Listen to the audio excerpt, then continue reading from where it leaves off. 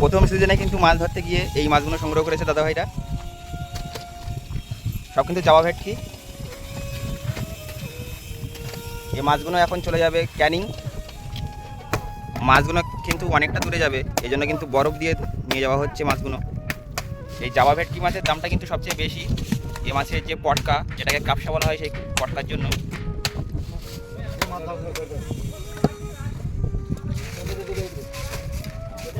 শুধু কিন্তু জাবা ভেটকি না, আরও কিন্তু বিভিন্ন প্রজাতির মাছ আছে। কিছু ভেটকি মাছও পেয়েছেন দাদারা। ওটা কিন্তু লাউ ফলুই, এটা ছেলে মাছ, বিশাল বড় সাইজের কিন্তু একটা ছেলে মাছ, একটা লাঠি ভোলা।